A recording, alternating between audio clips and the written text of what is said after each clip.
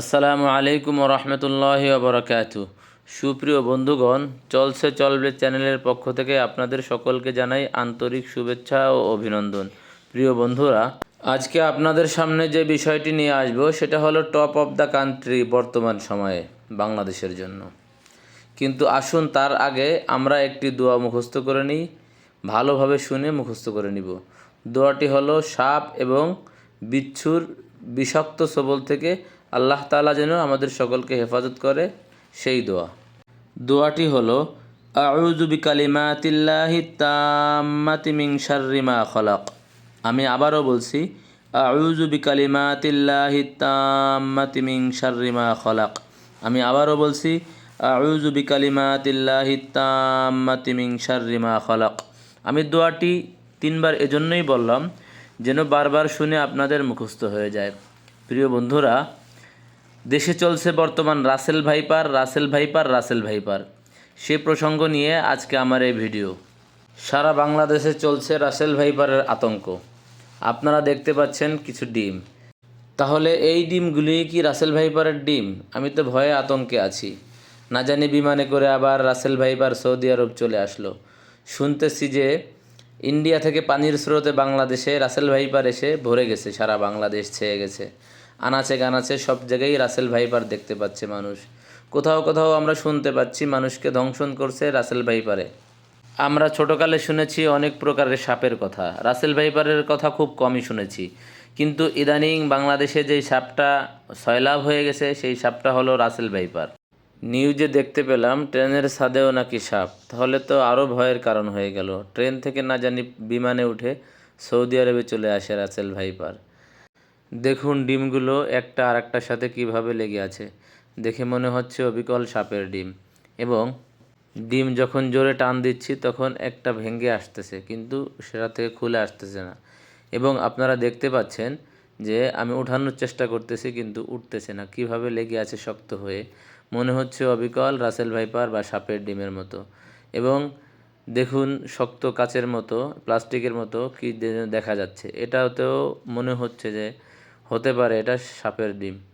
ডিমগুলো দেখে আমার হাম্মাদের মনে খুবই কৌতূহল জাগছে। সে বারবার প্রশ্ন করতেছে, আব্বু এই ডিমগুলো কিসের? এই ডিমগুলোতে কি বাচ্চা ফুটবে কি না? আমি বারবার আপনাদেরকে দেখানোর চেষ্টা করতেছি। দেখুন কাচের মতো, কেমন প্লাস্টিকের মতো ডিমের সাথে লেগেছিল। তাই আপনাদেরকে দেখানোর চেষ্টা করছি। হাম্মাদের পাশাপাশি সাআদের মনেও অনেক কৌতূহল যে আসলে এই ডিমগুলো কিসের। যে ডিমের যে সাইজ, সেই সাইজ দেখে মনে হচ্ছে না যে ডিম হাঁসের বা মুরগির হতে পারে।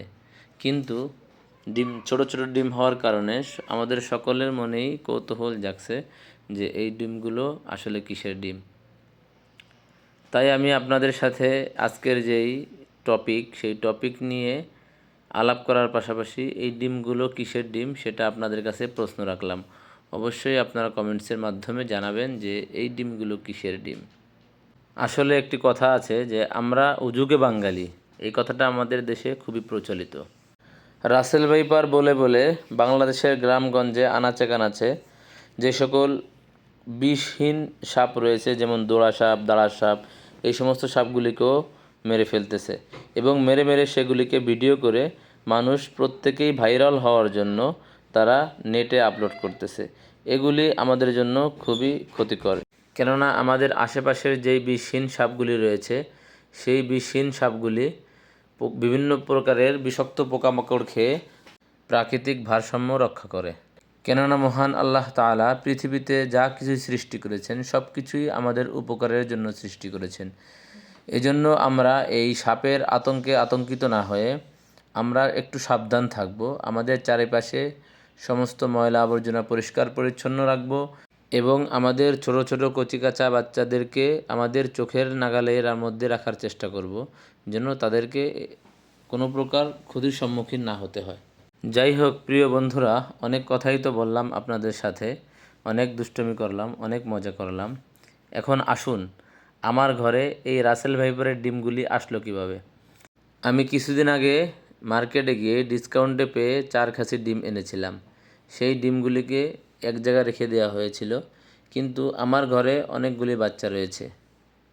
তাদের মধ্য থেকে কে যেন একটা ডিম ভেঙে চুপ করে উপরে রেখে দিয়েছে।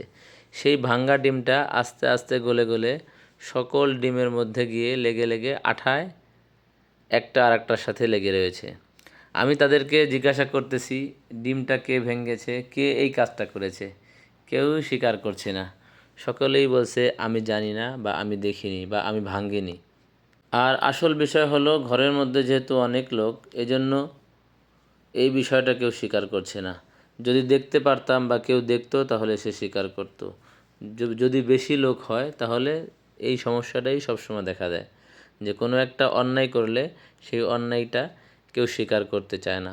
যেহেতু ওরা ছোট মানুষ, ছোট বাচ্চা, তারা বুঝতে পারে না যে এই কথাটা স্বীকার করলে কি হবে আর কি না হবে। তারা মনে মনে ভাবে ডিমটা ভেঙে ফেলেছি, মনে হয় আমি খুব অন্যায় করেছি, আমাকে হয়তো মারধর করতে পারে বা বকা দিতে পারে। আসলে বিষয়টা এমন নয়। যাই হোক প্রিয় বন্ধুরা, আপনারা যারা এতক্ষণ ধৈর্য সহকারে আমার এই দুষ্টমির ভিডিওটি দেখলেন, তাদের সকলকে আমি জানাই আমার অন্তরের অন্তরস্থল থেকে আন্তরিক অভিনন্দন। প্রিয় বন্ধুরা, আপনারা যারা ধৈর্য সহকারে আমার ভিডিওগুলি দেখেন, অবশ্যই আমার ভিডিওটি কেমন হয় তা কমেন্টসের মাধ্যমে জানাবেন। যেহেতু কষ্ট করেই আপনারা আমার ভিডিওটি দেখেন, তাহলে আর একটু কষ্ট করে যদি একটু কমেন্টসের মাধ্যমে জানান, তাহলে আমার ভিডিও করার জন্য স্পিড আরও একটু বেড়ে যাবে, আরও অনেক গুণে বেড়ে যাবে। এবং আমার ভিডিওর মধ্যে যদি কোনো ভুল ত্রুটি হয়ে থাকে, তাহলে অবশ্যই আপনারা কমেন্টসের মাধ্যমে সেটা আমাকে ধরিয়ে দিবেন। তাহলে আমি বুঝতে পারবো যে আমার ভিডিওতে এখানে এই ভুলগুলি হচ্ছে। তাহলে ইনশাআল্লাহ আগামীতে এই ধরনের ভুল আমি করব না, এবং আমার ভিডিও দেখে তাহলে আপনারা অনেক মজা পাবেন। প্রিয় বন্ধুরা, আজ আর নয়, এখানেই শেষ করব। আপনারা সকলেই আমার জন্য দোয়া করবেন। আল্লাহ তাআলা যেন আমাকে ভালো ভালো ভিডিও করে আপনাদেরকে একটু হলেও বিনোদন দিতে পারি, সেই জন্য দোয়া করবেন। আমিও আপনাদের জন্য দোয়া করি। আল্লাহ তাআলা আপনাদের সকলকে সুন্দরভাবে, সুস্থভাবে বেঁচে থেকে দুনিয়া ও আখেরাতের ভালো ভালো কাজগুলো করার তৌফিক দান করেন। আসসালামু আলাইকুম ওয়া রাহমাতুল্লাহি ওয়া বারাকাতুহু। আপনারা ভালো থাকবেন, সুস্থ থাকবেন, সুন্দর থাকবেন।